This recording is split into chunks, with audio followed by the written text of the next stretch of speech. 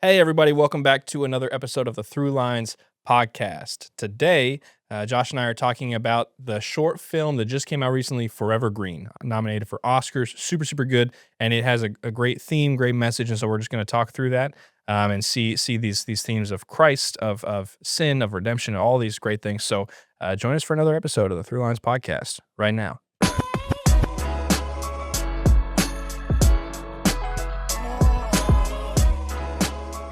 We got NBA 2K26, and man, I forgot how addictive sports games are. Oh, yeah. They're so much fun. Well, you used to be a big FIFA guy. Oh, yeah. Yeah. And if we had a PlayStation or Xbox, I'd be all in on FIFA, college football. FIFA now is really cool because you can like make a, my career player, an individual player, and you can be on teams with your friends. And so you can play like with a bunch of people. And then you can import it in. Yeah. And I think you can do that to a variation with NBA 2K26. Okay, yeah. Because when you start the My League, it asks if you want to have an what is it? It's an expansion team, but it's like of your choice, of your custom. That's what I'm saying. Custom expansion team. So yeah, sports games are fun. Which I think a lot of fun. This is a great segue into today's Throughline podcast. Really? It is. Okay. Digital technology. Okay.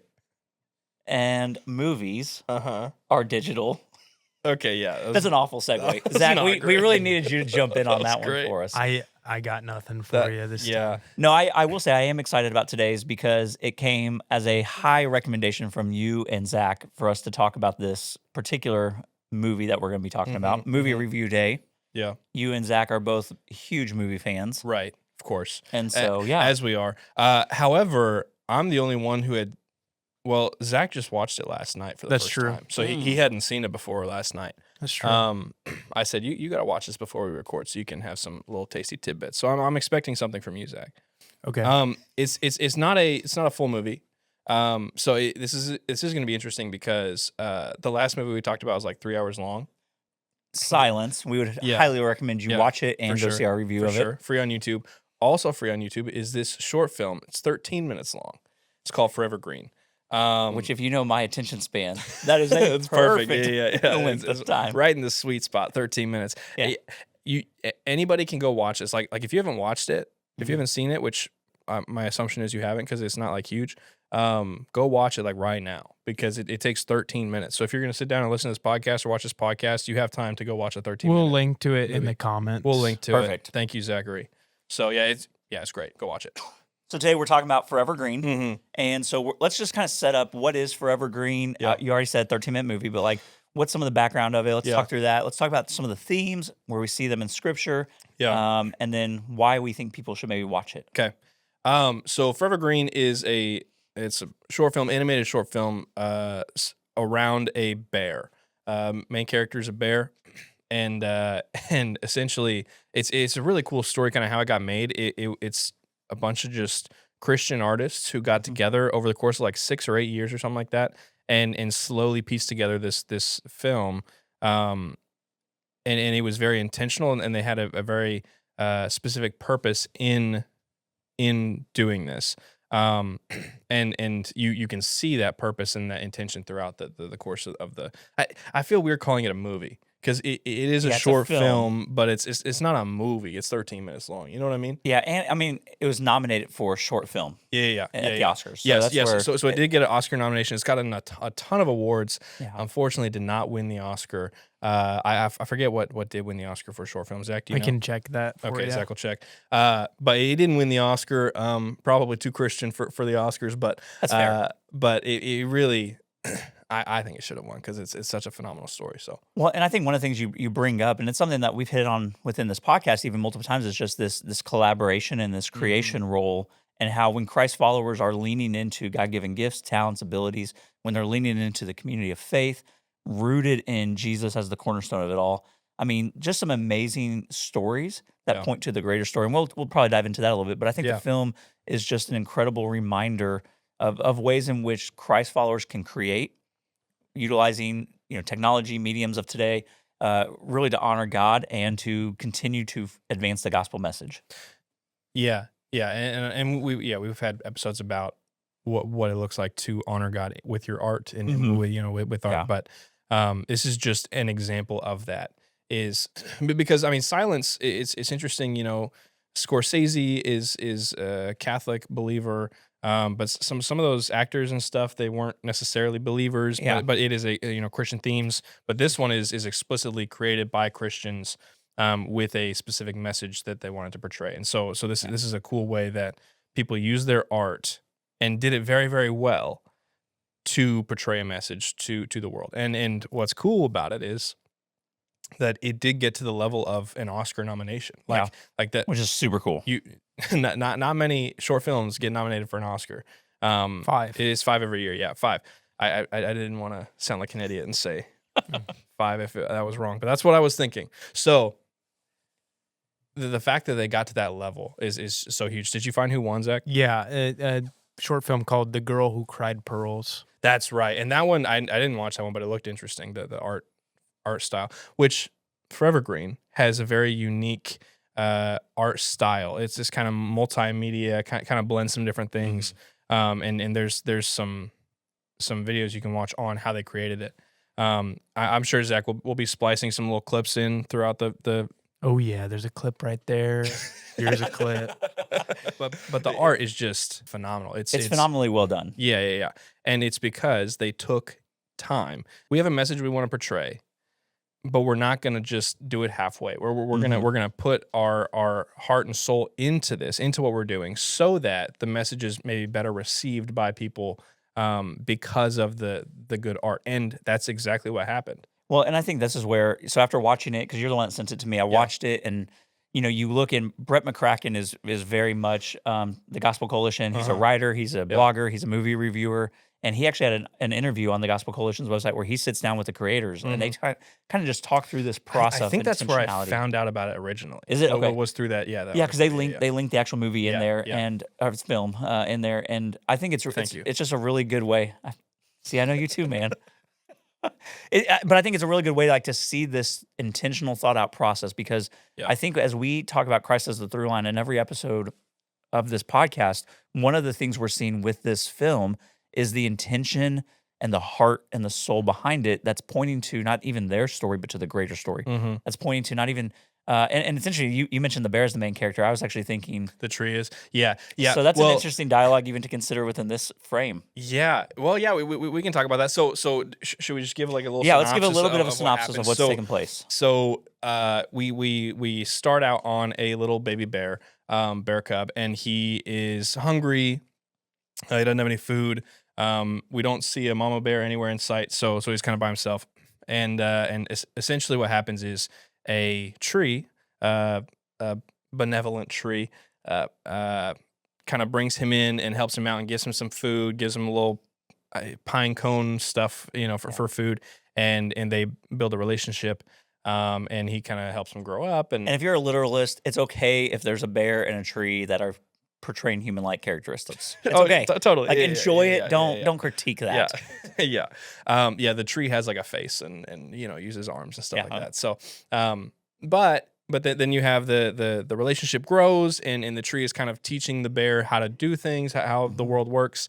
And eventually the bear grows up a little bit, and he kind of lives like on the tree, in the tree. The tree gives him shelter, gives him food, gives him all the necessities for a good life. And he has it pretty good. And then he finds a bag of potato chips on the tree. Greasy potato chips. And they tasted delicious. And he found these potato chips, and he was like, I need more. And there's no words in this short film. It's all, just you're watching it all unfold. Which speaks to the artwork that's taking place, because you're seeing the emotions, you're seeing the thought processes without hearing any words. It takes a very smart person to tell a story without speaking. So anyways, he finds this bag of potato chips that a crow had brought over to his side of the ravine where the tree was, and he's like, I gotta go find more. So he tries to leave, and the tree essentially tells him not to leave. And he eventually goes past this ravine over to the other side of the river, and goes and finds some more chips at this campsite essentially. One thing leads to another. he accidentally starts a fire at this campsite because of all the stuff that he's like indulging in all these snacks and fun toys and all these things that are at the campsite, and starts fire. Fire gets crazy. Have you seen Wild Robot? Think Wild Robot Crazy Fire. Yeah. So we're going to spoil it because we've said go maybe watch that's a good stopping point here. Let's maybe pause right there. So there's there's this build up. Yeah. There's the overindulgence. There's the fire that begins consuming the forest around them. And we're going to pause it there. Let's talk a little bit about like what are we seeing thematically? What are we seeing biblically from some of these elements so far then? Yeah. I think one thing we see is that the tree is a father type figure, is a definitely I would say a Christ type figure, a God type figure, who is providing for the bear. And it's very evident early on that like the bear is curious about the world and curious about how things work. And that curiosity leads to direct disobedience to the tree. Yeah. And that's, where things start to go haywire. So you have themes of disobedience, you have themes of love and caring, you have themes of protection, of provision, like leaving the nest. You're seeing these movements of independence. You're seeing this desire to branch out. With the bear, and then you're seeing, I think, the overindulgence. I think that in particular, when I was watching this for the first time, so I watched it a couple times just to try to, because I'm a little bit dense at times, and so I miss things pretty easily. Likewise. Yeah, and so, sorry, I thought that was Zach for a second. I get sometimes confused.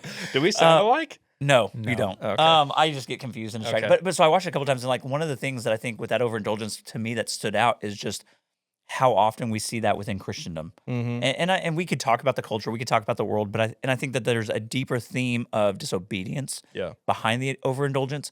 But I think within the overindulgence, what we see is how much something shiny or something that tastes good or something that is attractive or appealing, we then lean into it as a Christian society often way too much. Yeah. It's the idea that's presented there is not that potato chips are bad. It's that they're not fulfilling. They're not satisfying. Right. They're not the end all be all. Yeah.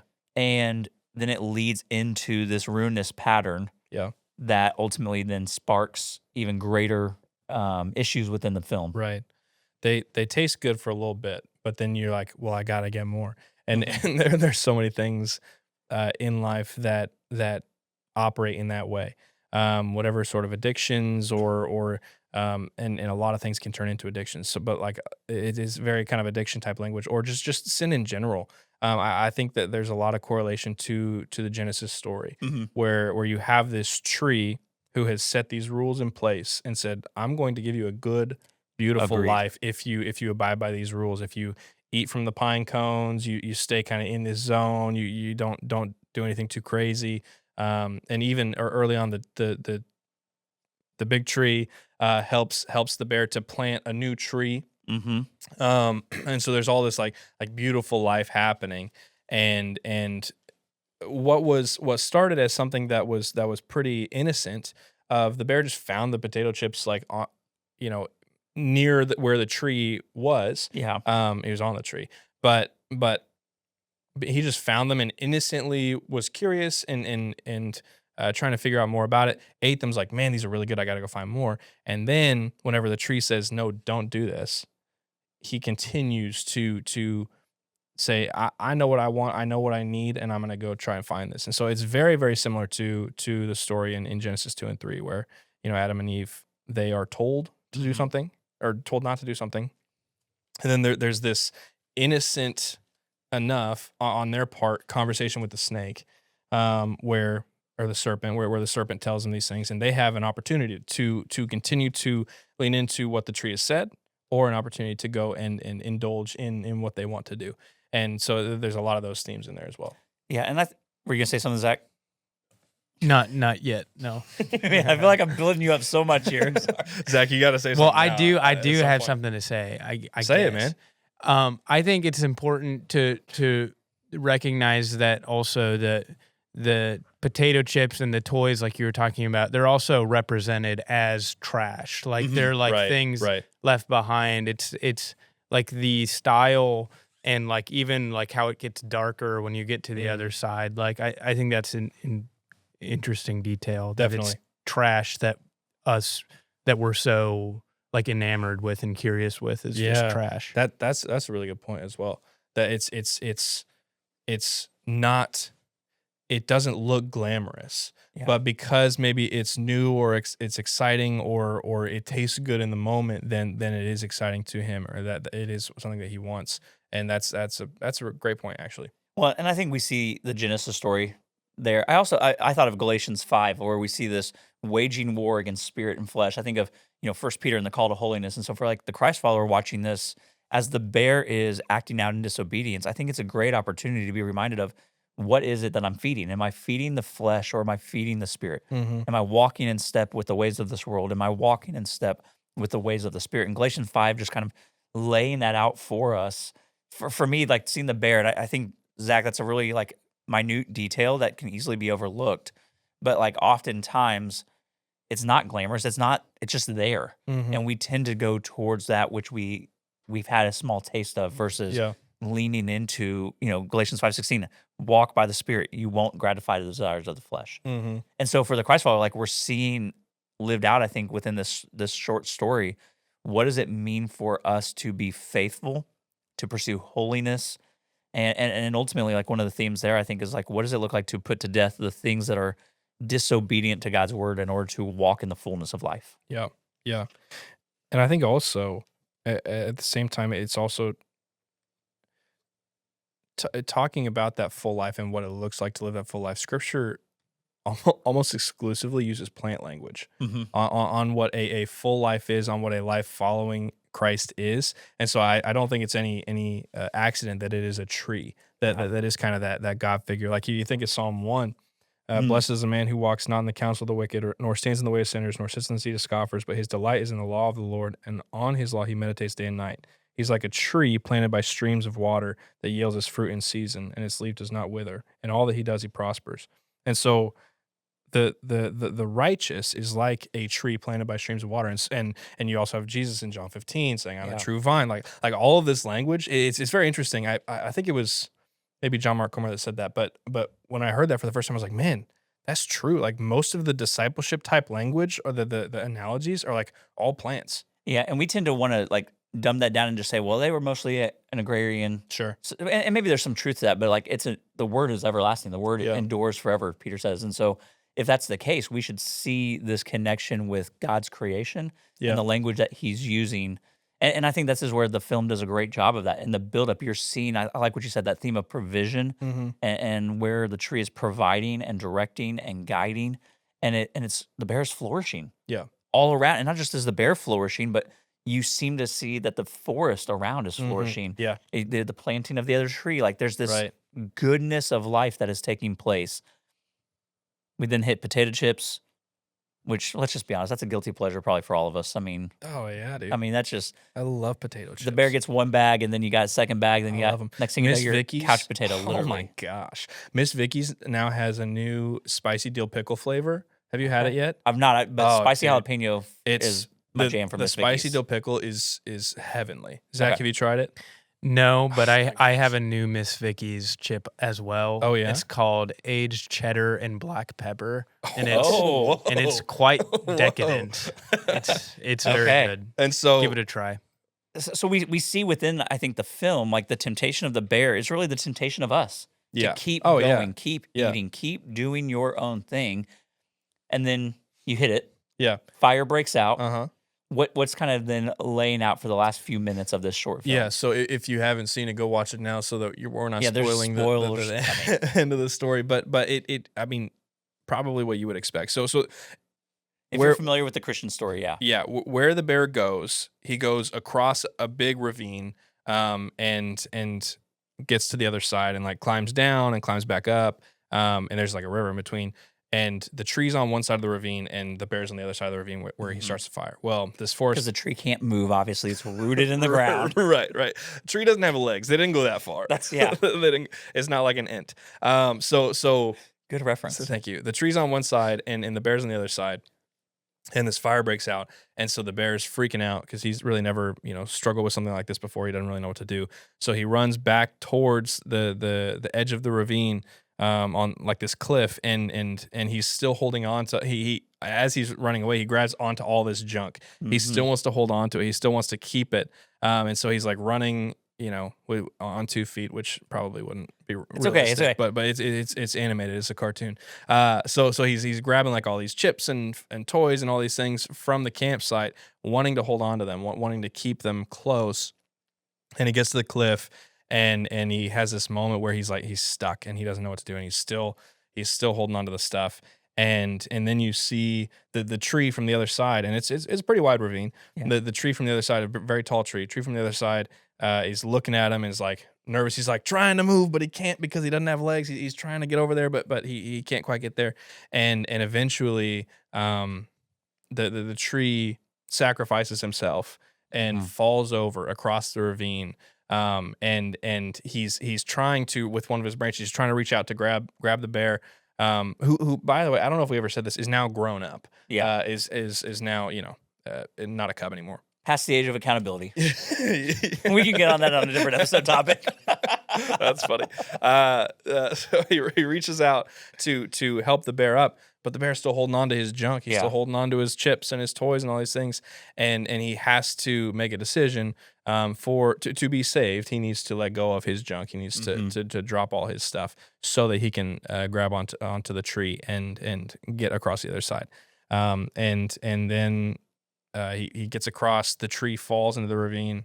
Well, I think it's important. He gets across, and then he sees that the tree has uprooted himself, and so he struggles to try to save the tree for a brief moment. Yeah, right. And then there's that interaction where the tree's ultimate sacrifice happens and falls into the ravine. It cracks in half and falls in.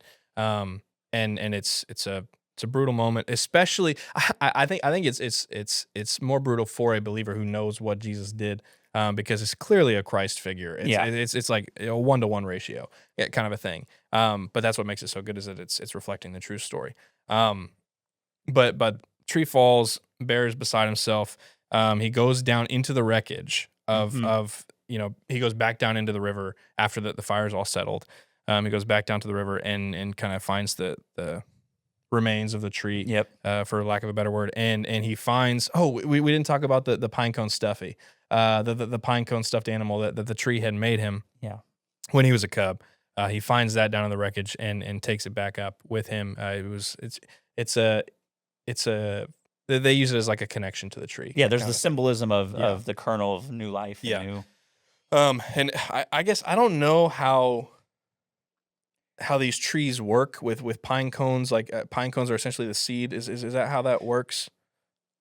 Sure. I'm not an arborist. Yeah, but I think what you see is the beginning of new life, and that's the theme that they then begin hitting on. Yeah. So he takes this pine cone stuffed animal that the tree had made for him, takes it back up and plants it back in the ground, as the tree had taught him to do at one point, which is important. And so then he we probably explained this. The amount of time we've taken to explain this has been long. Sorry, the amount of time I've taken to explain it. I asked you. No, it's good because I think this is good because the actual thing. I think this is one of those things. Like this is where I do think it's important. It's a 13-minute short film. Yeah. But you can really lean into so many different themes, so many different aspects, so many different elements of this. I mean, Zach pointed out something that's a very small detail that you could miss easily. Yeah. And I think this is what good storytellers do. Right. And I also think this is where, like, if people talk about getting bored of reading the Bible, this is the connections. Like, you're not mining it deep enough. Mm-hmm. So, like, I want you to have some grace here. Like, you're mining the depths of it. Yeah. Because it is something that's pointing to the richer, more true, more extravagant story, which is Christ. Yeah, that's good. Well, and then he plants the pine cone, and it's kind of a fast forward. I don't know how many years, but at least a couple, because Bear now has a wife and a couple cubs. A couple or just one? Zach, you just watched it last night. No comment. He doesn't remember. I think he has a couple cubs. I think it's two. And the tree from the pine cone he planted, the tree has grown back and has come back to life again. Christ figure. And so it's a beautiful story of he had to throw off all of the junk that he had in order to be saved. And because the tree wanted to save him, so the tree essentially forces all that out. and then he's saved by the tree and Sacrifices. lives in this Psalm 1 type way at the end, and the tree grows back up, and him and his bear family live, in the In leaves of the communion tree. with the tree. Yeah. And it's a beautiful picture. And the end of the film comes, and Josh Garrels did the music for it. If you don't know Josh Garrels, look him up. He's a phenomenal artist. But then it flashes on the screen. True love has no one than this than to lay down one's life for his friends. And it's like, that's beautiful. Mhm. And you cry, and you just sit in your room and you weep at the end of that movie. So Yeah, and this is where I think, man, it's such a good reminder because you're seeing this First John at the end there, like the risen tree, the risen Christ. How do we have fellowship with one another? Because you're seeing this fellowship in this communion that the Bear family is having then, and it's just a great reminder for the Christ follower of, man, like hard days, struggling days, days where you're holding on to baggage, things like that, and yet Jesus paid it all. mhm. And like, and it's so explicit, and yet it's so artistic within Yeah. the film. And I think this is where, like, I'll be honest, like, I usually very much dislike Christian films, and we don't have to go name some of the recent ones, but like, I just think they get cheesy. I think they get over the top. I think Yeah. they try too hard to put something at the forefront. And I think one of the things I really enjoy with a short film like this is that it focuses more on the artistic nature of it, Yeah. and the story just shows out. I mean, C.S. Lewis, Tolkien, they were phenomenal at doing that, pointing to the greater story through their storytelling. I think Forevergreen is a great example of that in a way that palpable for every member of your family, every member of your household, Yeah. all ages who could take something from it. I don't remember if I think we talked about this on a previous episode, but there's a quote, I forget who said it. But essentially they said the mark of a good Christian cobbler. Did we talk about this? No, but you and I have talked about this Okay. before. The mark of a good Christian cobbler, which if you don't know, a cobbler is not, a peach cobbler or whatever, but it's a person who makes shoes.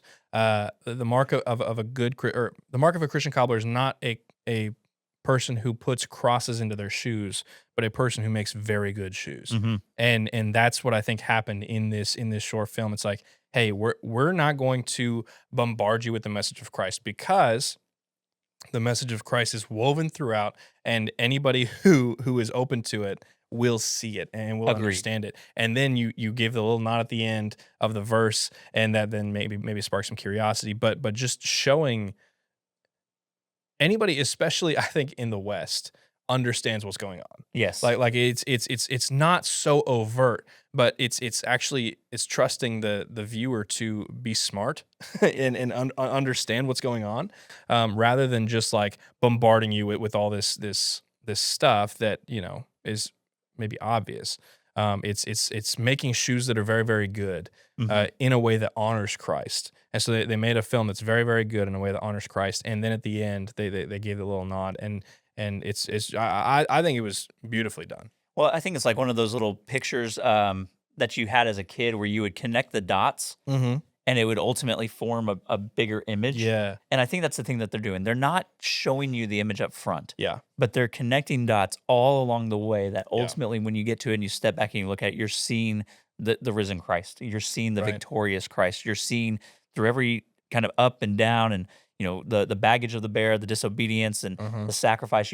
And suddenly that which seemed independent gets melded all Right. together into the bigger picture. Yeah. Well, and also, I think like you see the story of the bear, and you're like, man, I know that because I've done that. Yeah. Like I've been in that situation where I think I know best, and I'm going to do what I want to do because I think this is the best plan of action, and it leads me down a very bad path and leads me into chaos and whatever.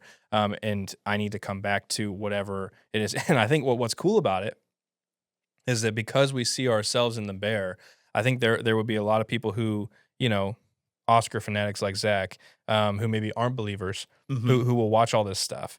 People who love good art, who are not believers, and they can see, man, I'm in the middle of that fire right now, and they're shown a way out. Yes. Yeah. Through who Jesus is and through what he's done. They're shown this way out. And I don't know, it might have, I think, I'm sure it has impacted unbelievers for sure. For sure it has, because it's not so overt. Because the art is good, then unbelievers will be willing to engage with it. And this is what happens, in the Renaissance. And we've talked about this Mhm. as well, but it's like, we're going to make really good art so that everybody will engage with it and people will see God through it. which is such a great opportunity for Christ followers today in whatever whatever medium they're using for their art. And we talked about that enough in previous episodes, but it's Yeah. so important in your work, in your art, in your creativity to do these things well. And I think that's the thing. Like you said this at the beginning of the review, like we see the bear as the main character. I think that's because we often see ourselves as the main character. When Yeah, the reality is yeah. like the tree is the main character. Yeah. And like just like Jude, like the tree is snatching from the fire of the bear.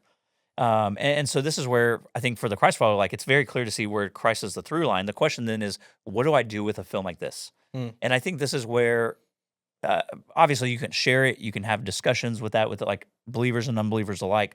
But I think to your point, Caleb, like what you should do with this is say, what has God given me that I can go out and do really well? Mm-hmm. You know, how can I do anything? J.D. Greer says it this way, like, what can I do strategically for the glory of God? Like, what has God Yeah. given me? And this is the opportunity to create, to work, to labor with the big picture in mind. Yeah. No, that's great. And I think also on the flip side, like, okay, where am I still holding on to the chips or the junk or whatever, and what do I need to let go of so that I can be saved by Christ? So, That's so that I can step into that and step across the ravine and find salvation.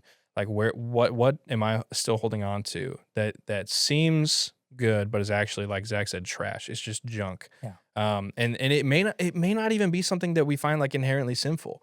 Like it may be something like doom scrolling, or maybe something like finding value in things that are not God, like, which I guess is inherently sinful, but maybe more covertly.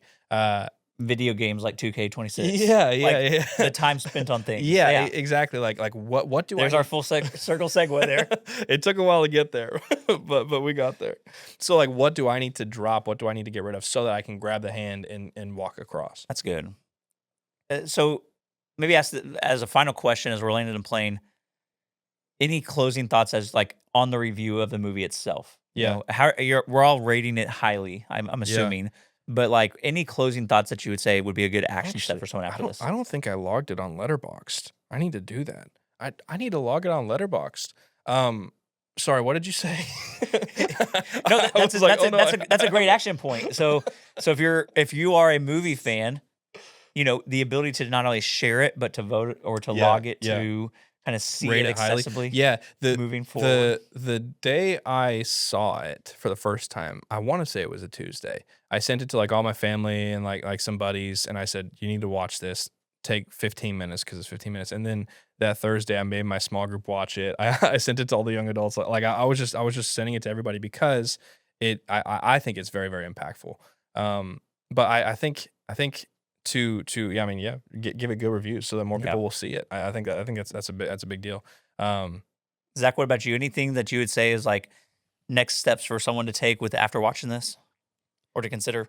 Yeah, I would say to just continue to think through the story and continue to try to find little small details about like what the tree says about God and what kind of the bear says about us and what it says about our story in general, and relating it to your own life, I think, is a cool way to interact with any story. But when it's a story that has such meaning as, you know, kind of the story, I guess, because it's the relationship between us and God, finding ways to relate that to your own life or to others' lives is a cool way to interact with stories. Yeah, definitely. Yeah, I think the thing I would say, and kind of piggybacks a little bit, it just makes me think of Narnia, further up and in. You know, and so the more you can dive into just engagement with this, whether it's rewatching it, like that Zach's saying, whether it's reflecting on your own life and the baggage you need to drop, or the great sacrifice of Christ, or whether it's turning on worship music, like I just immediately thought of like A Living Hope, right? Whenever I listen to how deep the chasm lay between us. And so like finding ways to further up and further in your engagement with this. Yeah. And I think too, just the picture of what the life with the tree looks like. Well, what they portrayed it as. It is beautiful. It is peaceful. It is good. It is beneficial for all involved.